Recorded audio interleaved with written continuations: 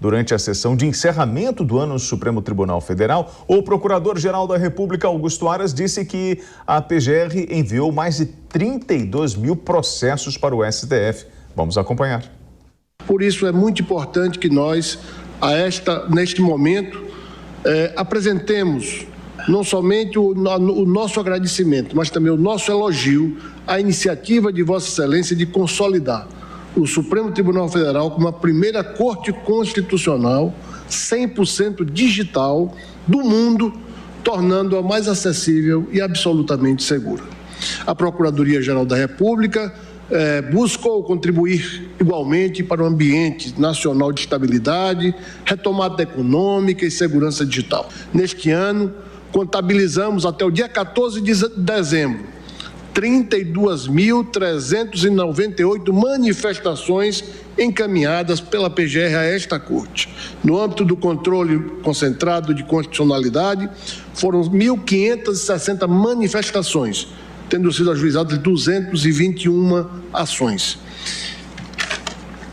Destaco ainda, senhor presidente, o intenso trabalho que tivemos na análise de centenas de representações, praticamente 200 representações por mês e notícias crimes apresentadas pelos mais diversos segmentos da sociedade. Bem, vamos chamar de volta aqui nossos comentaristas Bruna Torlai e Felipe Bueno. Felipe, gostaria de começar com você. Mais de 32 mil processos encaminhados aí pelo PGR para o Supremo Tribunal Federal. Ontem, durante a posse de André Mendonça, ele comentou que nesse recesso até o início do ano que vem, ele se debruçaria aí, já sobre alguns temas que serão enviados por STF, mas olha, ele já começa com bastante trabalho, hein, Felipe? Mas muito trabalho. A gente que acompanha a realidade do STF faz algum tempo, a gente sabe que os números são superlativos, E a gente costuma dizer que o STF está buscando um protagonismo, ou já tem um protagonismo, de maneira geral é indevido. Eu até concordo que seja indevido, ainda mais essa busca pela vitrine de alguns ministros, mas vale lembrar que o STF é demandado.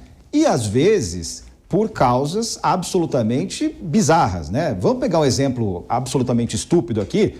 O Flamengo levou a decisão da Copa União para o STF, gente. Como é que pode uma coisa dessa? É um tribunal constitucional, é a corte que cuida da Constituição. Então, discutir taça das bolinhas ou não é absolutamente irrelevante. Agora, a gente pode, por outro lado, questionar, por exemplo, pontos em que o processo deveria andar mais rápido. Ontem, por exemplo, nós tivemos o ministro Nunes Marques, eu ganhei um almoço, aliás, por causa disso, de uma aposta que eu fiz, pedindo vistas do processo do passaporte da vacina com um placar de 8-0. Então, na verdade, tirando, já que eu falei de Flamengo, tirando o Fla-Flu, defendendo ou atacando o judiciário brasileiro, todo mundo que se debruça na questão acaba tendo um pouco de razão, porque há um problema externo, há um problema interno, há um problema micro, há um problema macro. Como resolver? Bom, se debruçando e indo atrás de cuidar desses processos. Bruna Torlai, judicialização, fenômeno mundial por meio da qual importantes questões políticas, sociais e morais são resolvidas pelo poder judiciário ao invés de serem solucionadas pelo poder competente, seja este o executivo ou o legislativo. Viver em sociedade é impor ao outro a minha visão de mundo?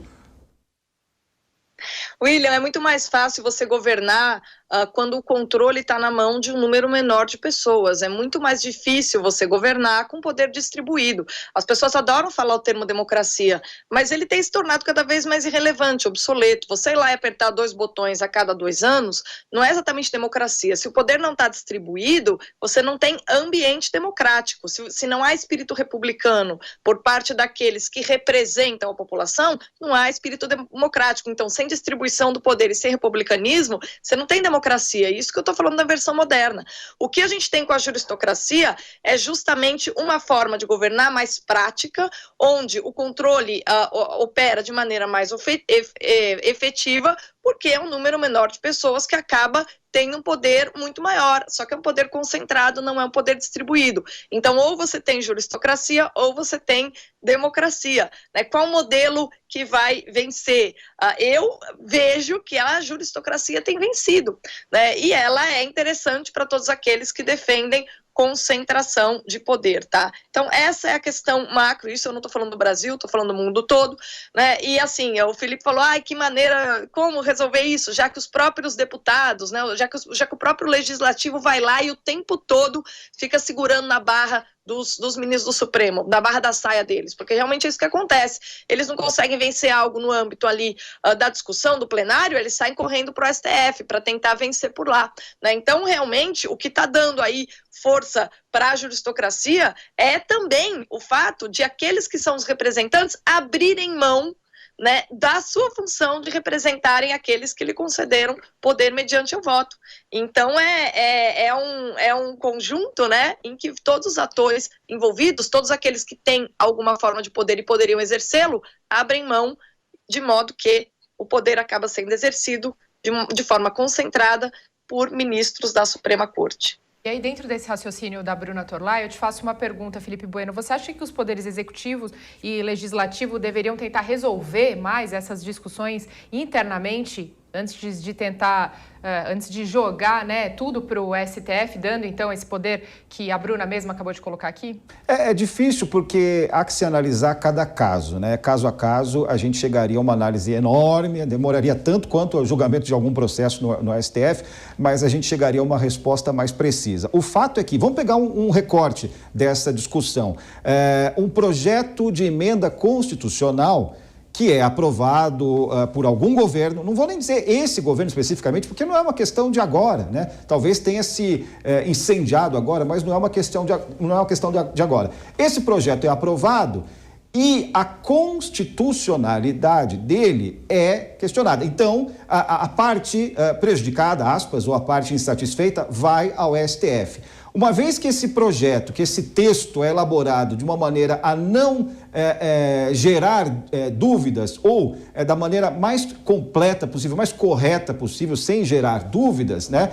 Diminui a capacidade da parte insatisfeita bater na porta do STF e falar assim, olha, isso aqui não é constitucional. Repito, né? O que o STF faz é cuidar do respeito à Constituição. Então, óbvio, tentando responder a sua pergunta, óbvio que o Executivo e o Legislativo têm responsabilidade, né? Ontem mesmo a gente falava sobre isso e sobre a omissão desses dois poderes, permitindo que esse terceiro poder, o Poder Judiciário, fique mais à vontade sob os holofotes. Enfim, né? A política, a teoria política tradicional, clássica, né? E contra a qual eu não vejo ainda questionamento, prevê a harmonia entre os poderes, né? Mas cada poder é representado por pessoas, né? Então, aí fica muito difícil harmonizar, né? Bruna, 30 segundos. Não, o Felipe está certo, né? A gente sempre fala de estruturas, de poderes, de modelos, e a gente esquece que, na prática, é um ser humano falível e muitas vezes sedento por poder que está ali com aquela possibilidade de exercer o poder e abusar do poder nas mãos, né? Então, onde a gente tem ser humano, é preciso manter elevada a dose de ceticismo.